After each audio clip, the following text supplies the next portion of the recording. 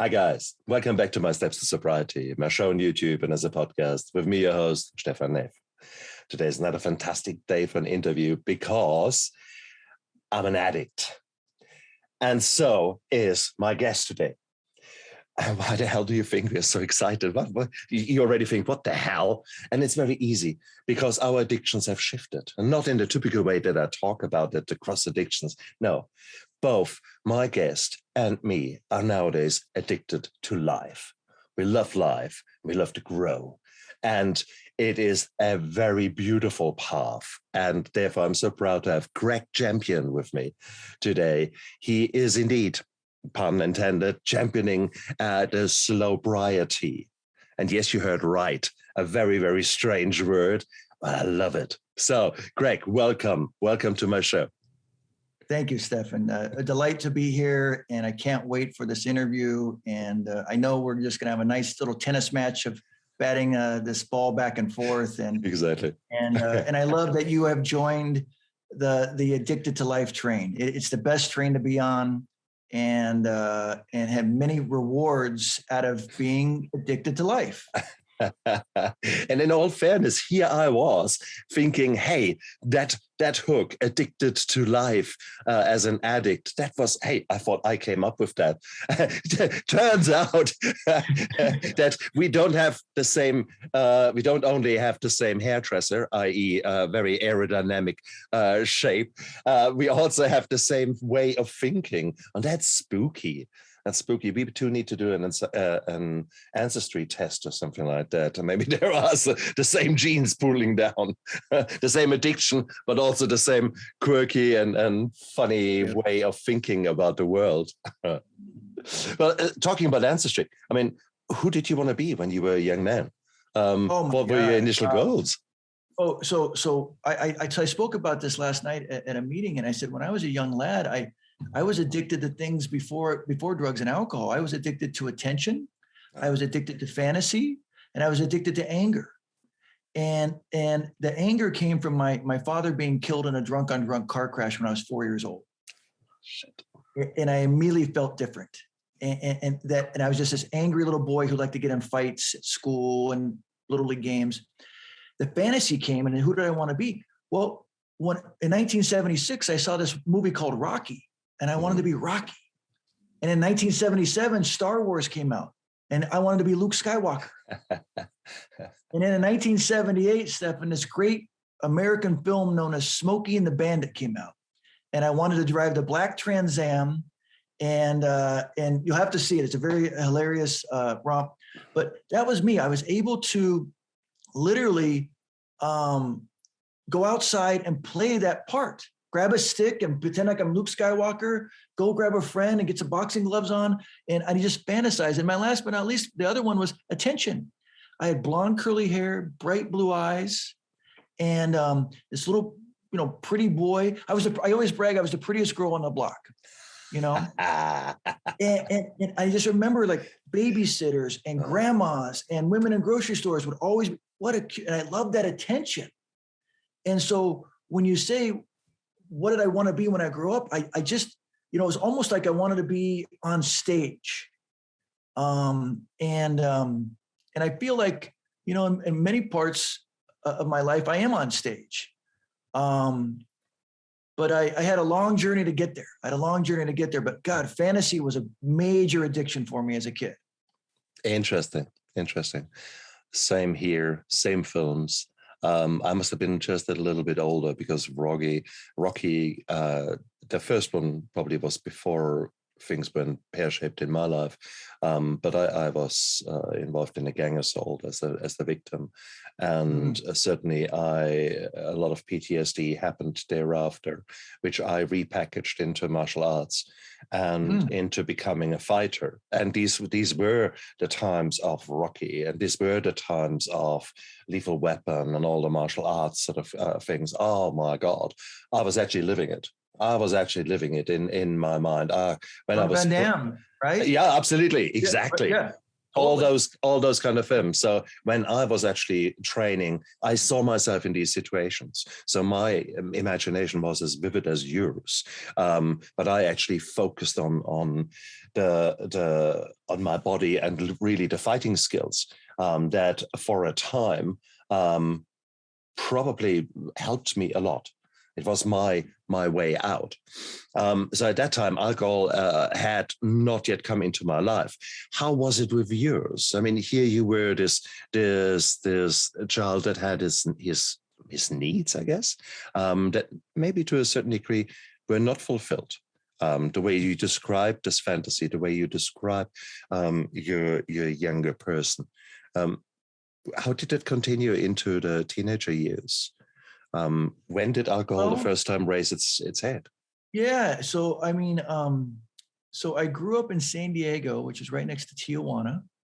And at that time in the early 80s, you could go across the border at 15 years old. And so I wanted to grow up. I wanted to drink. I wanted to be at the bar. I see. I wanted to be outlet. And so that's where my teenage years fostered was being an adult at 15 years old. And, so it was a lot of pot, a lot of drinking, some cocaine. And boy, I will tell you, those feelings of fantasy, anger, and attention all went away because now I had my friends. I had some things that were quieting that pain, shame, trauma, and drama, and you were never going to get my secrets because I was going to be too high or too drunk to ever tell you my secrets. And so my teenage years were fostered by being very good in sports, being very social, and really like, where was the next party? I will be your wingman. Let's go. I was a great wingman. Another similarity between the two of us. I was always the wingman. I had a friend, really a friend, a good guy, but he looked like a bloody model. Honestly, oh God, it is, and he was vain as. But together we were a lethal team. Lethal in the sense of we had fun, we had parties. I don't think we ever were alone. In the sense of male, female, or partners. So, and it is what it is. So you basically created a new persona there. You actually went out there with the help of your alcohol. So you changed. So Stefan, my last name is Champion. So my nickname is Champ. So I went out with a character named Champ. And Champ was the life of the party. The girls liked him. The guys wanted to be around him, and I really hid behind that guy for a long, long time. And what I ended up finding out both in high school and college is I was not a good friend. I was a good time. Priceless. Beautiful. That's exactly it, isn't it? Because you're selfish. Yes. Yep. Did you have any relationships at that time?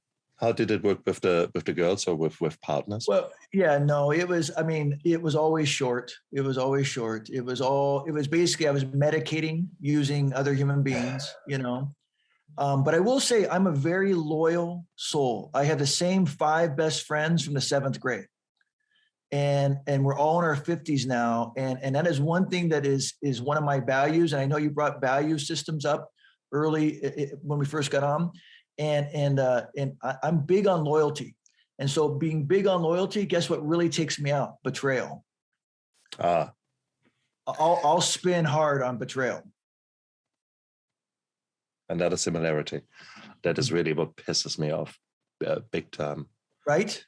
Interesting. How dare you? How dare you? Resentment. That was the kind of the dark motive going through my middle life, so to speak. How did that? Where do you think that came from in your life? I think when you're abandoned, when a parent leaves, divorce, abandonment or death, you're abandoned. And when you're abandoned, you attach yourself to what would be pseudo families. So friends, teammates, neighbors, right? And when you have those bonds, a lot of my, I didn't have a big family. So it was my parents who were a little bit older than most parents. So I really bonded with my friends, and I'm like, okay, we're going to go through this life together. Here we go. And when one of them would betray me, I would just be so distraught, and obviously I've worked through that. I've gone to, I've done the work in that department, but it took me a while to realize how powerful that particular ailment was for a long, long time. And I had girls who were not faithful, and that would just totally take me out, even though I wasn't faithful. I mean, that was a great, like, how dare you? But, so, I mean, Oh, shit. Yeah, no, I recognize myself so much in your words. Because yes, I loved it the way that you medicated with other people, or in this case with sex or with relationships. A new relationship can be intoxicating just as much as the most powerful drug. And I guess that was the beautiful thing that I was hunting for. And then just as like an addict who does no longer get a rush from it, you need to get the dose up, which you can't in a relationship, or you try to find a new drug, i.e. new person. You're reflecting on it. Bloody hell. We're going deep here, man. We're going deep because you're actually scratching off the scabs in my own life. And the scars, some of them might not even have healed as well as I had hoped. But that's what our life is all about. It's about recovery. And recovery means that you go out there and take a long, hard look into what was going on and how that all contributed. Sobriety is only the ticket to the show. Absolutely. It's recovery that we're after. Absolutely. And so what I feel that I'm going to get from you, and I hope you get from me, is that if Stefan gives me something to try out today, like, hey, Greg, try this breathing exercise or go to this meditation, or I'm going to try it, because guess what? When I was drinking and using, and you would say, try this, guess what? I'm trying it. Right? So why not I do the same thing in my recovery?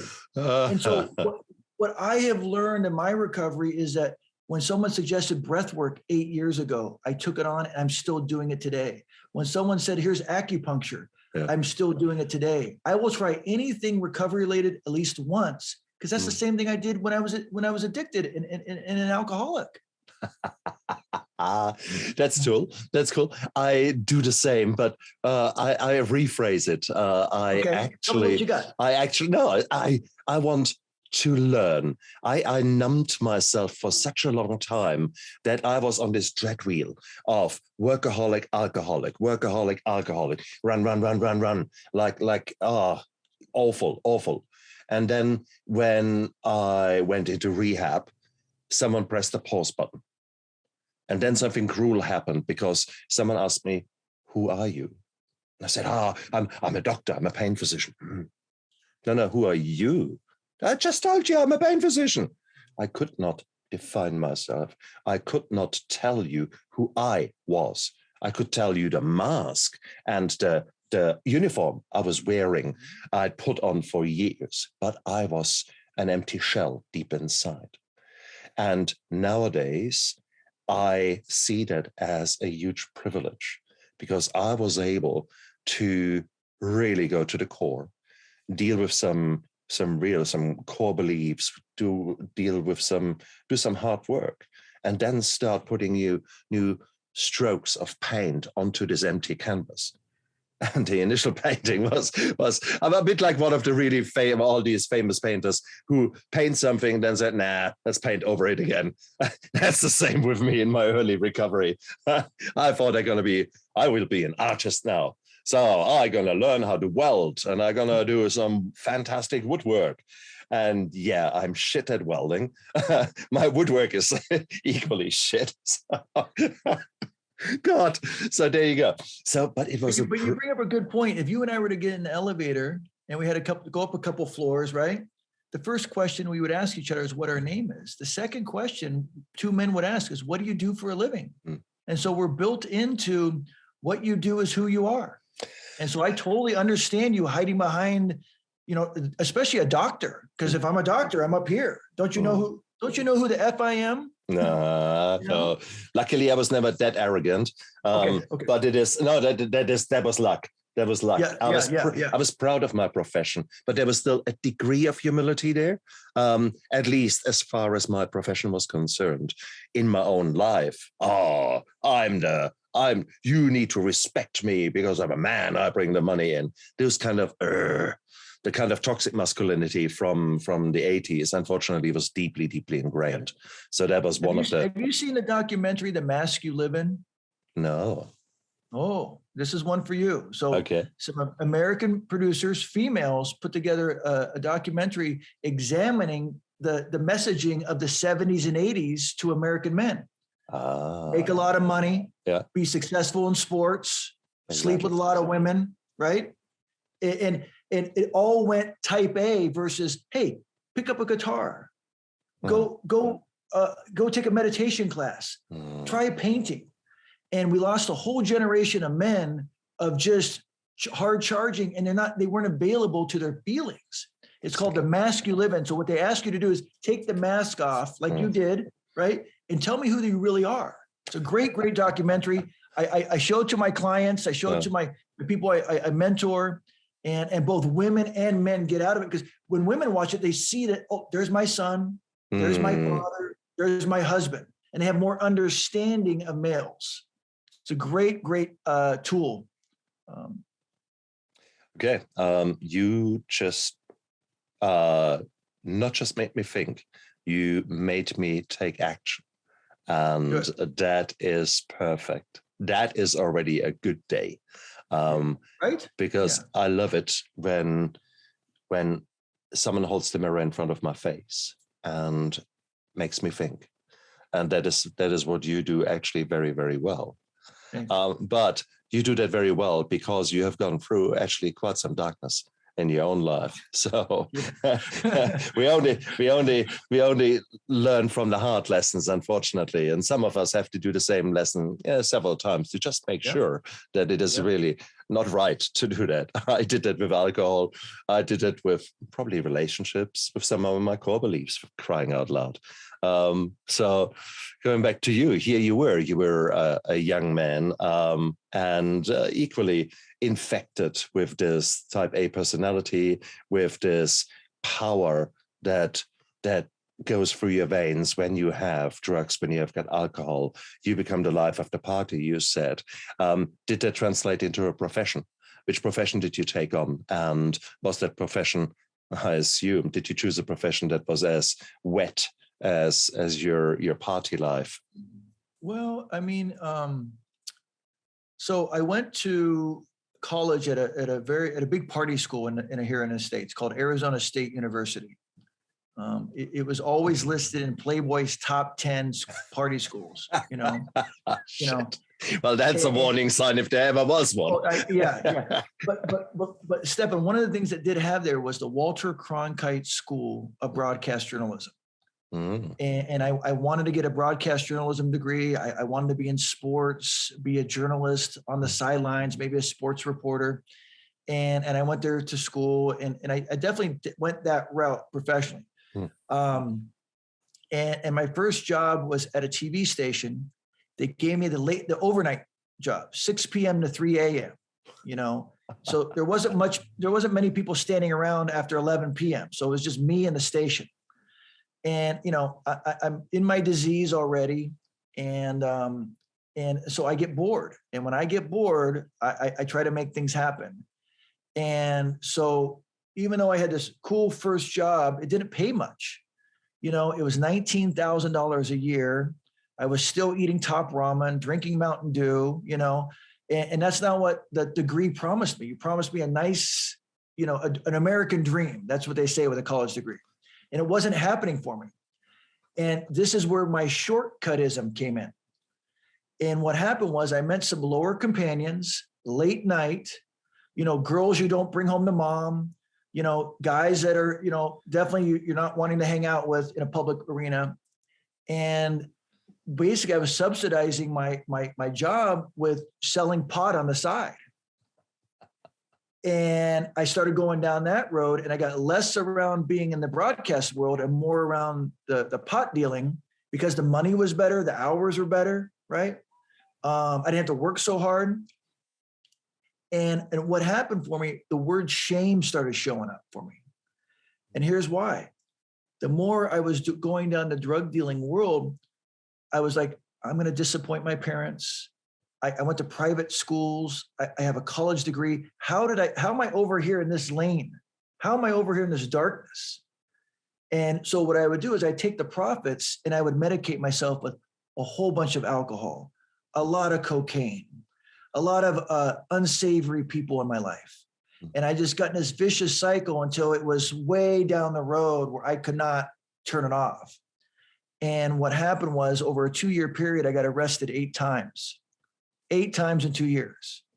I got arrested for assaults in bars because I'd go in there drunk and hit somebody, a couple DUIs. Steph, and I even got arrested twice in 24 hours in New Orleans. And this is how thick-headed your friend here is. I walked up to this big Irish cop and I go, listen, I know this is Mardi Gras, but I need to know the rules. He goes, don't piss in the streets and don't fight in the streets. So, my Kiwi friend, what 2 things do you think this guy got arrested for? Oh, no. Oh, yeah. Pissing in the streets and fighting in the streets. So the automatic question is, yes. You were rebelling. You were automatically, if this was not a cry for help subconsciously, what was it? What triggered you? For example, take that Mardi Gras incident. What triggered you to do that? You know, I think it goes back to wanting to be on stage. I really thought that I was a character. Like, I was walking onto a film set in New Orleans, and this is how the story was going to play out.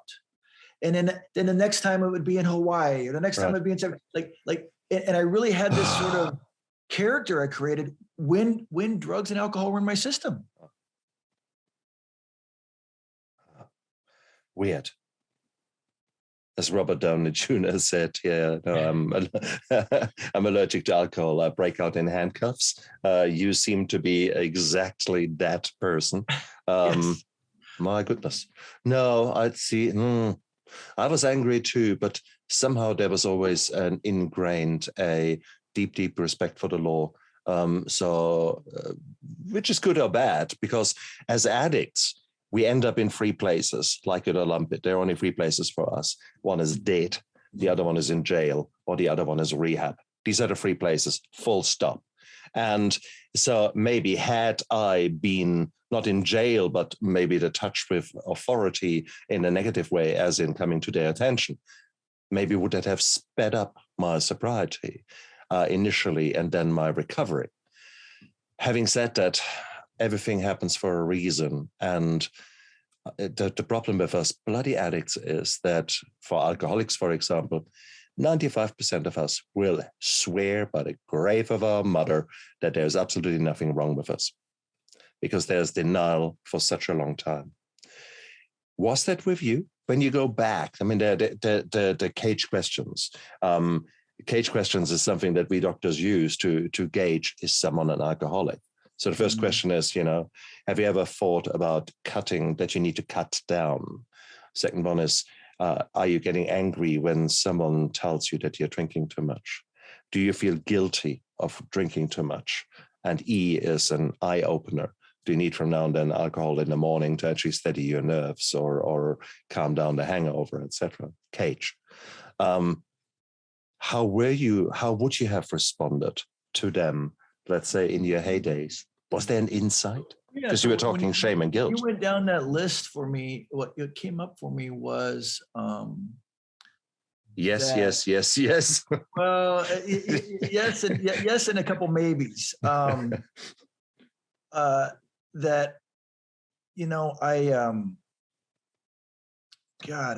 just thought I'm trying to think here. Well, obviously, so I remember I quit on my own. I quit for Lent. For 40 days I was going to quit, right? Are you religious? I grew up Catholic. Okay. And I thought, okay, here comes Lent. I'll quit for 40 days. And what happened at the end of the 40 days is I go, you know what? I'm not going to quit drinking. I'm just going to quit Lent. And so I stopped doing Lent from then on. And during that 4 days in Mardi Gras, Stefan, after being in jail for twice in 24 hours, I was smoking Marlboro Reds. It's the only time I smoked in my life for those 4 days. And so when I got back home and I reevaluated what happened, I go, what was the one thing that was off? And I took up smoking. So I didn't quit drinking. I quit smoking. I'm just telling you, I was the great manipulator of my own life. Every time I got to a Y on the road, it was everything else but but drinking and drugging. Excellent. Yes. Oh, excellent. Yes. Until I ran out of excuses. And what I will and here's really, and I have to share this with your listeners and viewers, Stefan, but here's what I call a God shot. So I got arrested 2 more times. Once for being in an airport with 50 pounds of pot. I get in front of the judge. Because that's all for myself. Sorry, that is all just, that's what I use on the weekend. Well, and again, my entrepreneurship had grown. So I get busted in the airport and I get in front of the judge and he says to me exactly what you asked me. Son, you're this good kid from a good family. What happened? And I say, I don't know. And he says, well, here's what I do know. If I see you in my courtroom in the next 6 months, I'm going to give you the 5 years of prison hanging over your head. 18 days later, I'm driving in my little sports car. I've licked my wounds. I have a couple Moosehead beers in me. I've smoked a couple of joints and I have a couple of bindles of Coke in my pocket. And I go to the party of the year. Now, by this time, Stefan, my high school friends, those 5 friends, had left me. They didn't want to see me anymore. I was not the guy they grew up with. My college friends who were my fraternity brothers through thick and thin, they didn't want anything part of me. And when those guys let go of you, you're in trouble because they're animals. And then, so I was going to a party a year where I didn't know anybody. But I walk in and within 10 minutes, a good looking guy like you comes up to me and goes, hey, you got any blow on you? Hey, I'm a people pleaser. Let's go. We go back down the stairs. We go into my little Alfa Romeo. I pull out my Duran CD case. They were cool, right? Back in the day. And I put out a couple of lines of Coke and I put it in front of him. And guess what he does? He puts out a badge of the San Diego Police Department. Exactly. I saw that coming a mile away, wasn't it? Oh, shit. Well, no, actually not shit. Brilliant. Absolutely brilliant. Was he aware who you were? No. So it was not a sting set up for you? No. So you were not at that level? I think he just saw that, I was by myself. I was whacked out, and he thought he would probably take a good crack at it and see what would happen. Yeah. And then, Stefan, here's what I want to, that was part of it, but here's the God shot. So in long and short of it, I'm in my jail cell the morning after, and from the jail cell, I hear this voice in the corner, and it says, Gregg, there's a better way. Gregg, there's a better way. I'm looking around. There's no one else in my cell. There's no officer talking to me. It's just a voice that I hear, kind of like Morgan Freeman in Shawshank Redemption, And I sit up and I'm looking around and it says, call your mother. Same voice, call your mother. I'm not going to call my mother. I'm about to serve 5 years in prison. But I call my mother and she says this, Gregory, because all moms call you by their full name, right? Gregory, I want you to go to church. You want me to go to church? She goes, yeah, I want you to go to church. I go, okay. So I get home. I look up a Catholic mass. There happens to be one at 6:00. I go. And after the mass, the priest says, hey, tonight we're going to do confession. I have 3 rooms over here and I have 3 rooms over here. Pick one and go in, especially for those folks who haven't done it in years. And I'm like, well, he's talking to me. And so I pick door number 2, Stefan, and I walk in, and it's not like the movies with the screen, where you kind of, it's literally, it's like me talking to you and you talking to me. It's a guy in a chair with a white cloak. He had white hair, looked like Ronald Reagan, and he had laser blue eyes. And in his Irish accent, he says, son, take a seat. And so I take a seat and he says, tell me your sins. And And I know this is a long story, Stefan, but trust me, it is how I am sober today. This is ground zero. I say to him, Father, when I smoke a lot of pot, I show up on Christmas on December 27th. When I drink a lot, I go into bars and I hurt people. When I do a lot of cocaine, I date 3 women at the same time and they have no idea. And when I do all 3, I fly large amounts of marijuana to the East Coast. And he goes, stop. And the question you just asked me 5 minutes ago, he asked me, he goes, do you think you have a problem with drugs and alcohol? And I said, no. And then he gave me that great doctor look, that great sponsor look, that great mentor look that those men will do across the table that says, you're full of shit. You better tell me the truth. And I said, you know what, Father? You're the second man in my life to ever ask me that question. He goes, well, who was the first? I said, my stepfather. And he goes, what was your stepfather's name? I said, Walt Janicki. Priest reaches over, grabs my hand firmly and says, I was Walt Janicki's first sponsor. Yeah.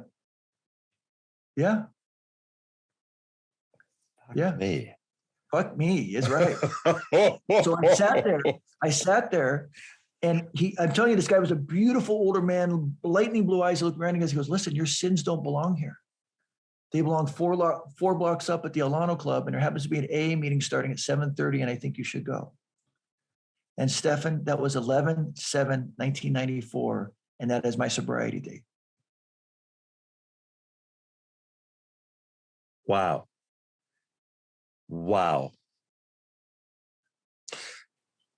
And how beautiful.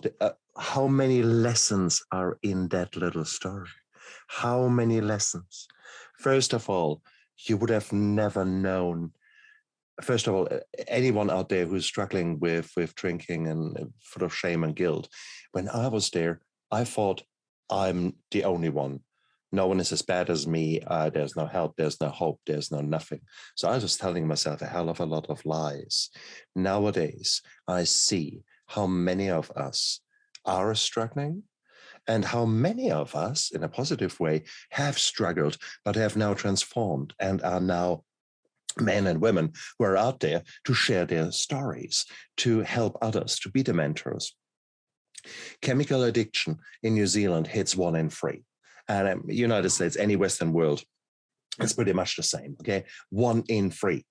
So you really think that you're the only one who has invented that rush of dopamine that is washing over you and taking away all your frontal lobe and making you do things that you in normal life would think, oh, you're kidding me.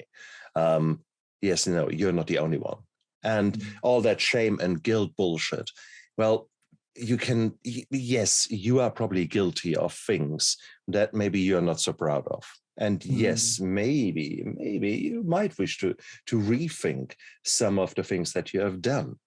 But to now stand there with a nine, how do you call these whips with 9 things and nails? Cat of 9 tails. That one there. Just self-flatulate yourself. That is the worst thing.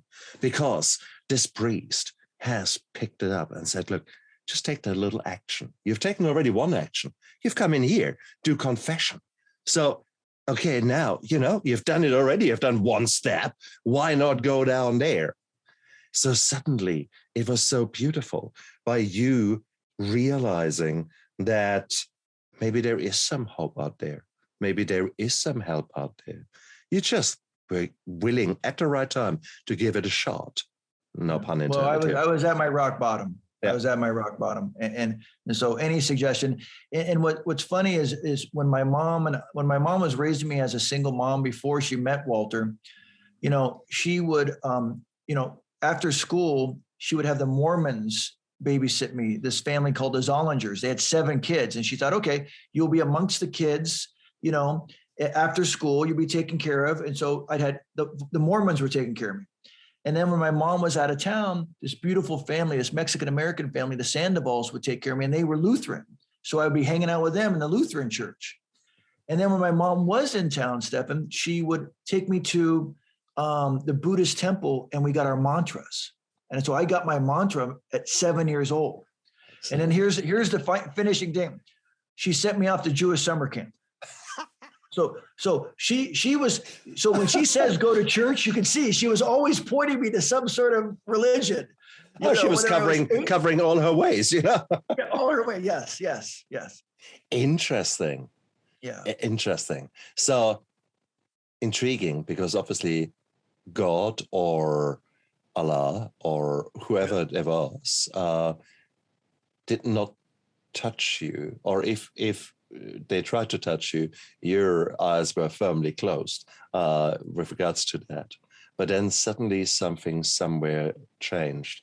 And you could argue that maybe all those seeds were planted, and it took you finally to reach rock bottom.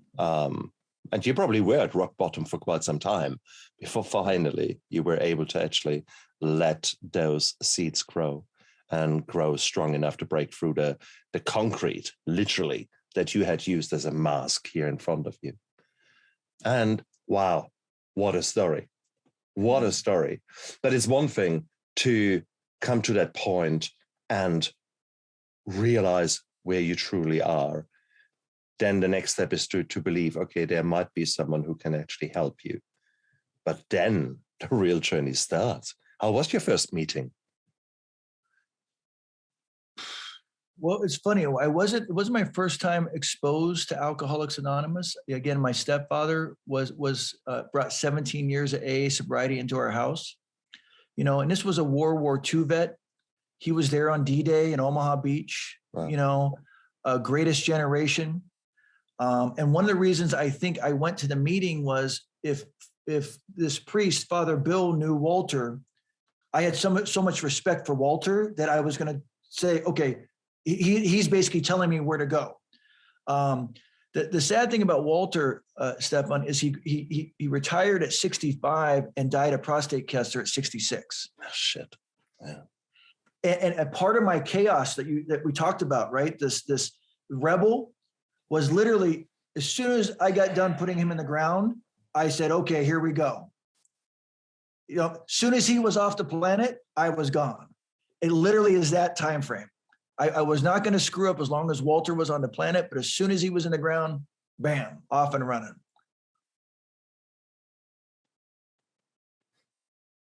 And so to answer your question, my first meeting, I go and, they circle up. They have these plastic birthday cakes. They have this funny blue Bible. They got 2 more commandments than I'm used to, and I'm just like, and it's kind of a, I didn't identify Gregg alcoholic addict. I just identified Gregg, and luckily I went and saw the priest the next day, and he slowed things down for me. And he says, listen, I'm going to be your temporary sponsor. I need you to do 3 things. I need you to not drink or use no matter what. I need you to go to 90 meetings in 90 days. And I need you to take boxing lessons.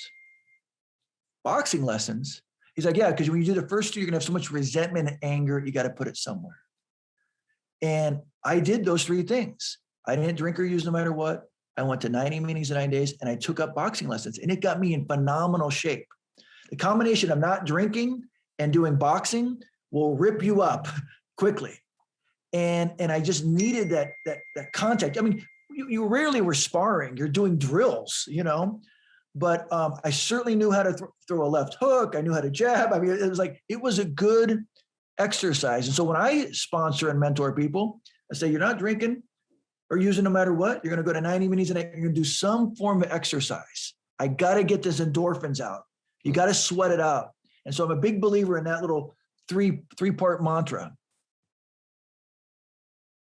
And that's very good. And again, that shows you what recovery is all about.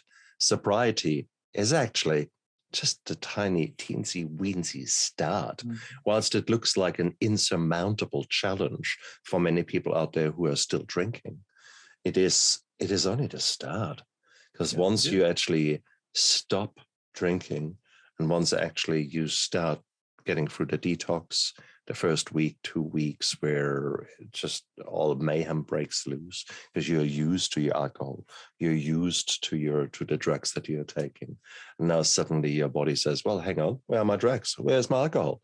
And so needless to say, you feel like and then here crap. comes the feelings. Oh, the feelings.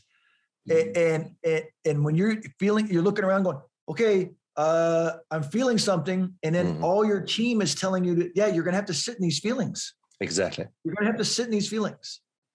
And a lot of time, that's the first time in decades for people. And that is so scary. It's the most hated session in the rehab where I went through, the 10 o'clock feeling session every morning. And it was brutal.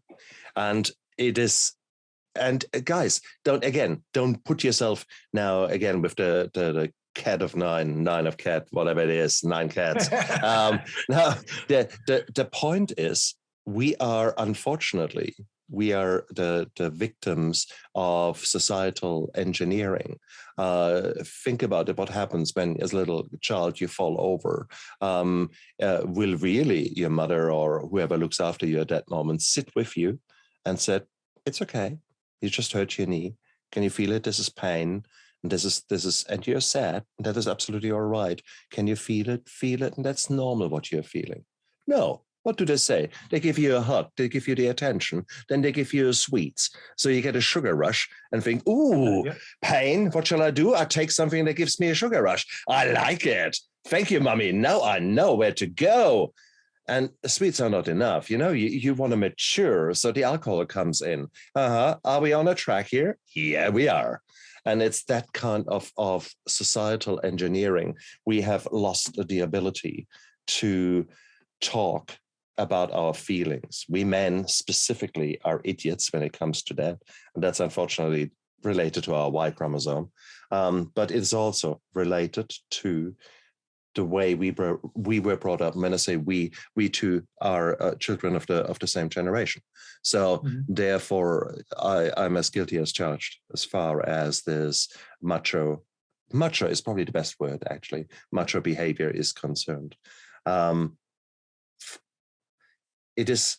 It's so funny when you say macho. The Village People song "Macho Man" comes into my mind. Exactly, but then I think of YMCA and I want to do funny things. No, we don't go there. We don't go there. That was the party time. That was us at our worst. No, I guess what I'm saying is we have got the curse of our generation, that upbringing, and there's nothing we can do about it because our parents were trying to instill the best in us. I strongly believe that no parent wakes up one day and says, you know what, I really want to fuck up my child. Let's see what we can do. No, parents will always try the best, given with the facts that they have got, with the circumstances they live in. It is, if you're being brought up on the wrong side of the tracks and violence is part of your life and a certain lifestyle is part of your life, well, guess what? That's normal for you. And that's where you teach your children how to grow up in that setting. And maybe those core beliefs are laid down and which maybe later don't suit you so well. And that is something that is happening. I'm so glad you're bringing this up, Doc, because what I can do is, I'm a parent of 3 girls, and I'll talk about some of the successes I've had parenting my daughters. But I look back at my own childhood. I was abandoned by my father. I was neglected by my mother.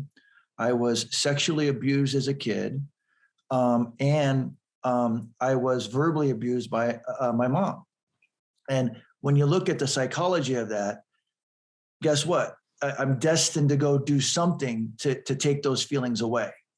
Now, what I promised myself is when I'm a father, I'm not going to abandon my kids. I'm not going to neglect my kids. I'm not going to verbally abuse them. And I'm going to make damn sure they don't have any sexual trauma, as far as my eagle eyes can keep an eye on them.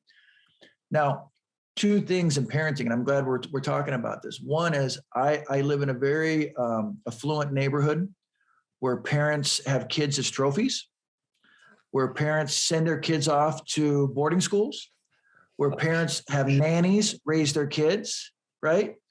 And I'm just telling you, like, when I see good kids, it's because the parents are present. You're there at the soccer game. You're there on the ground. You're playing Legos, Twister. You're taking them on road trips. You're getting ice cream with them. You are parenting them. Number two, I have a very successful business mentor. He's got boats and cars and houses. And I once took him to dinner and I said, listen, what is your definition of success? And here's what he said: happy children. Damn. But I can tell you right now, without you telling me anything more about this person, that he feels guilty, that he feels ashamed, that he feels worried that he has not fulfilled that measure of success, that he is, otherwise he would have not said that. He would have looked at his children as just something, something like his boats or something like his cars. And that's the fate of all of us. And it's hard. I mean, for crying out loud, here you are. You want to define yourself in your workplace. You work long and hard hours. You're proud of who you are in that workplace. And you come home and you're knackered. And then there's the alcohol there. So that gives you the second wind. But do you really want to play with your children? No. So it is very, very, very hard. It is what it is, though. We have done those things. Yes, you can make amends, but I think the best way of making amends and with your children is actually now to do living amends, to actually live in such a way that you can be proud of and you accept the things that you have done. That was the past. I've gone through this journey over the last 2 years because my youngest son, who started off 16, 17, being increasingly outspoken and maybe to a degree hostile with me. He gave me broadsides where I just had to take them. And he was brutal in his honesty. And not that I've ever beaten them or anything like that, but he felt alone. He felt abandoned with me not being there for him. And I had to swallow that. And that was a big, hard concrete pill that I had to get down. And I hated it, absolutely hated it. I felt it was a brutal time. Luckily, by continuing to live in a way that I can be proud of, he saw that too. And he saw that I'm nowadays a different man than I was then. I think that is so important. How long have you been in recovery, Stefan? 8 years. 8 years. So it is, and yeah, the first two were actually really beautiful from that point of view, because he, especially my youngest one, was still a little boy, kind of a little boy, just on the cusp of teenager. And so I started as being this artist. So we drove around on a Saturday morning to garage sales in the neighborhood, trying to pick up some little things that we could turn into art or stuff like that. So we had never done that. So here we were on a Saturday morning, we became these hunters together, and we developed plans. And it was actually the most beautiful bonding time that we had. And so I'm grateful. I'm happy and grateful that out of this darkness of my addiction came that beautiful sunrise of a new relationship. You bring up a great point that so in my office on my couch, I get men who come in. They're very successful men. They come into my sober livings, and I'm counseling them, and they bring up the parenting issue. They bring up the kid issue. And what I will say to them, I said, hey, listen, you need to start dating your kids. What do you mean I need to start dating my kids? I said, listen, you have these 4 kids. And what you've done all your life with them is you take them to Hawaii, you take them to Aspen, and they go to say, it's a pack of wolves traveling together. And what they all want is they want their dad to go. One wants to go to a museum, one wants to go snowboarding, one wants to go ride roller skates, and one wants to go surfing. You have to go do those 4 things with those individuals and date your kids. And what I will tell you, Stefan, and again, I don't have the degrees you do, but what I do is I send them out in the world, they try it, and they come back and they go, it worked. My relationship got better. I go, of course it got better. They're seeing the time you're putting in. And so this dating of kids, this thing that I ask my men to do, it really does work. And when women sit on my couch, they'll say, Gregg, I was a drunk mom. I wasn't there. I have so much shame. And I'll say, hey, I know a lot of drunk moms that are great sober grandmas. And what I do is I say, hey, you go be a sober grandma and you watch how your kids will react to you helping them raise their children. And both those mechanisms, again, I'm not trained clinically. These are just life lessons I was able to watch, learn, and then ask my clients to go do. And I'm getting great feedback on both those things. Remember, drunk moms can be great sober grandmas. And so, beautiful. Like I told you earlier, I'm a walking billboard, so. Gregg, you're an amazing man. There's no two ways around that. And because you've invested the energy that in the past you spent on drugs and on women, etc. The cool thing with both of us is we have done all that shit. We have exactly. It is bizarre. I mean, sometimes my kids ask me questions, questions leading towards the question, would you do it again? Hey, would you like to have a drink now? Would you like to make love to that woman over there? These kind of things. And you probably could put a naked woman on top of me and bind her to me, and nothing much would happen, regardless if she is a supermodel or what. Because now I've done all that. Thank you. Now, I know that it's too complicated. Move away. I much rather work on myself and work on those things that are important to me right now. And that is really living a life more full of joy. When I got sober at 25, there's not many other 25-year-olds getting sober. Touché. And so what I did is I came up with this shifting addiction to passion. And really, my friends would go out on Thursday nights. I would stay in and I'd work on my scripts here in LA. On Saturday mornings, I'd go into the office from 8 to noon, knowing that they're all hungover. And I would use those hours from 8 to midnight, and then from 8 to noon for 52 weeks. And guess what? If anybody does 8 extra hours of work, right, for 52 weeks, you're going to have something done. You're going to have a script written. You're going to have a building built. You're going to have a car show. You're going to have art. You'll do something. You just those hours, because when we were chasing women and using, those are all wasted hours. And I always say the most precious commodity we have on earth is not oil, not gold, not silver. It's time. Absolutely. It's time. Absolutely. And, I think about, like, in terms of, when I coach young people, I say, look, you can go chase girls. Because a lot of times my guys get sober and then they know they can't use drugs and alcohol, but then they try to go medicate with, right? And I really schooled them. I said, listen, guys, take that energy. You're going to go chase all those girls around, right? And guess what? You're not going to have anything to show for it. You won't have a house in the hills. You won't have a nice car in the driveway. But if you took that energy and you put it towards a startup or towards a small business or some passion, you will have something worthy to show somebody versus just a couple of Saturday morning stories you tell guys, because those stories get old. And I'll leave you with this, Stephan. You and I, we've lived 2 lives in one lifetime. Touche. Very true.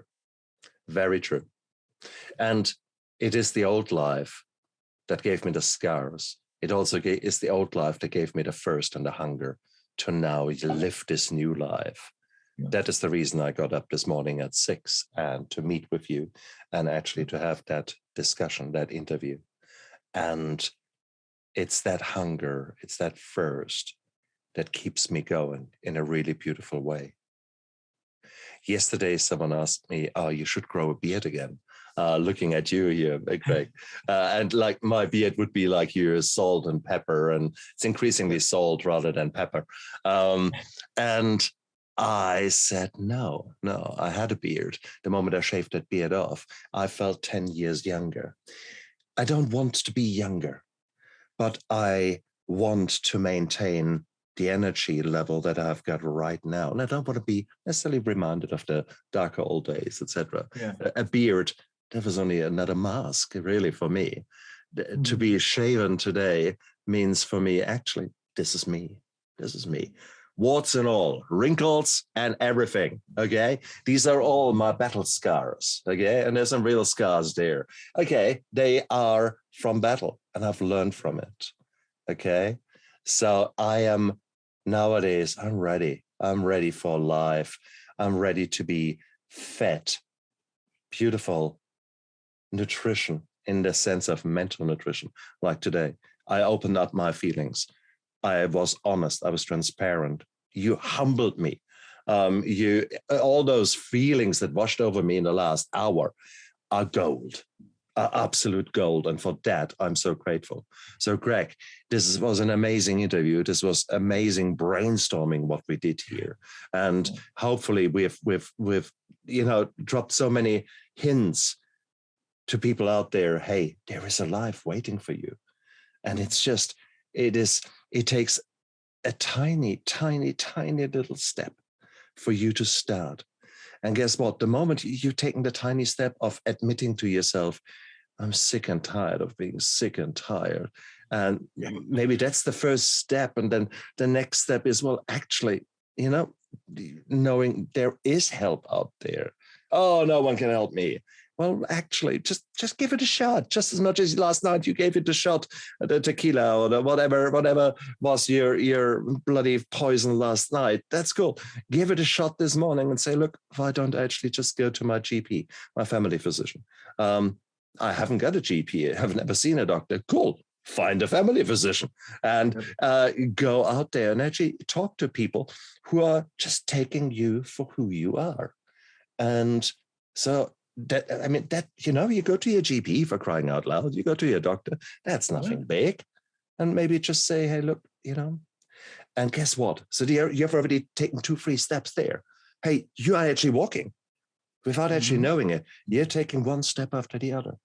Now just imagine that all this pain, all this yearning in you, that you actually use that.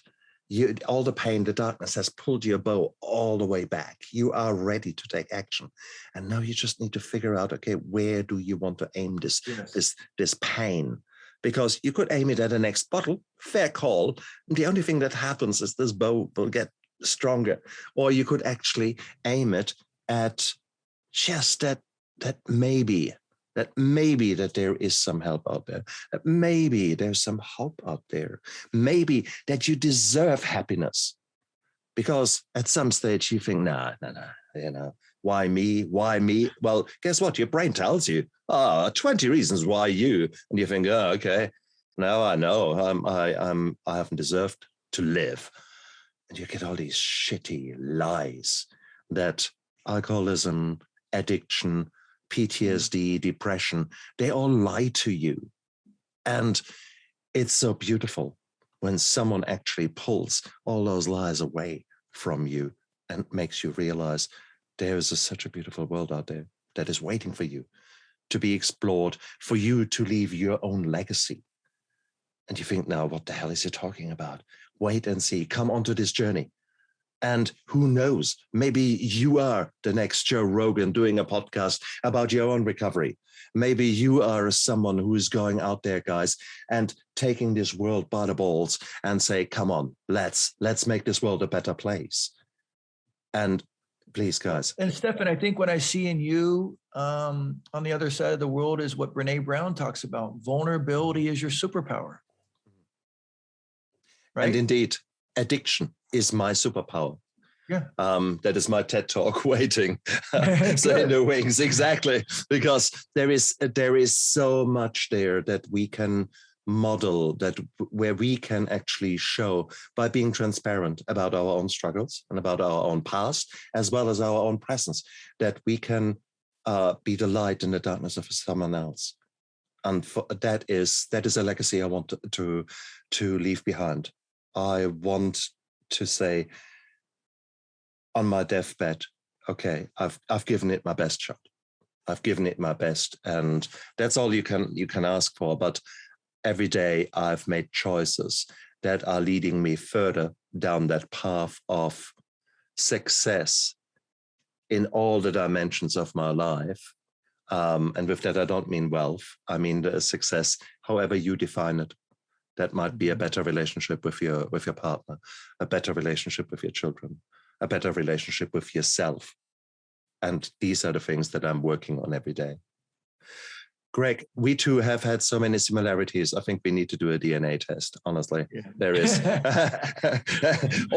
or someone is playing a really interesting joke with us. If that is alive, there's God or the universe, I don't know.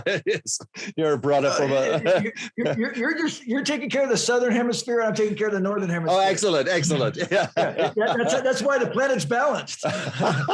Divide and conquer. I love it. Divide and conquer, yeah. Oh, Gregg Champion, you're an amazing man. If people really gel with you and want to learn more about you, where can they find you? So there's a couple places. I'm really active on Instagram. You can find me at Gregg. I have 2 G's and then Champion at Instagram. And I'm affiliated with 2 companies. I have the Recovery Playbook, which is what we talked about early on about some of the life lessons that I learned along the way that can help you. And then last but not least, I am a partner with a company with Jeffrey Van and Patricia Myers. It's called Startup Recovery. And we are a luxury transitional living company. We really help people get back into their world of work, school, or just becoming a good parent and a good human being. And our tagline feeds right into what Stefan and I were talking about: shifting addiction to passion, becoming addicted to life and the passions that are around life, and ultimately finding, and what I feel is joy. Joy by definition is an extension of happiness. And I really try to walk in the light of joy. And it's only by doing the work in all parts of my recovery, Stefan, that I have found that. And I love what I do. My last name is Champion. And a lot of, when I was growing up, it's tough to live up to that. And then one day I looked at the definition of champion. And if you look at the second definition, not the one that says victor or winner, but the second one, it says someone who champions a cause or is a mentor. And so I truly believe I'm living into my name. And I want to say I am very thankful, appreciative, and grateful for you giving me this time with a brand new audience down there in your neck of the woods. And I will help you build your show so you could be the Joe Rogan of recovery. And I hope one day we do cross paths in person, and you certainly have an open invite to come see my beautiful view here. And you as well are a great man, and I really honor you in terms of the show you put on and the people you help, and thank you for that. Cool.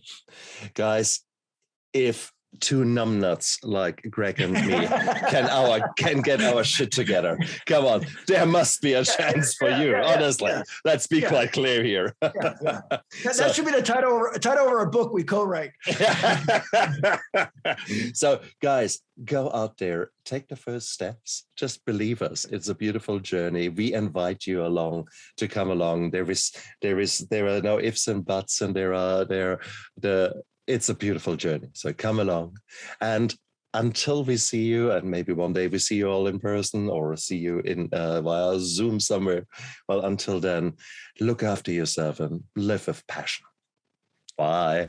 Dream on, dream on, dream on, dream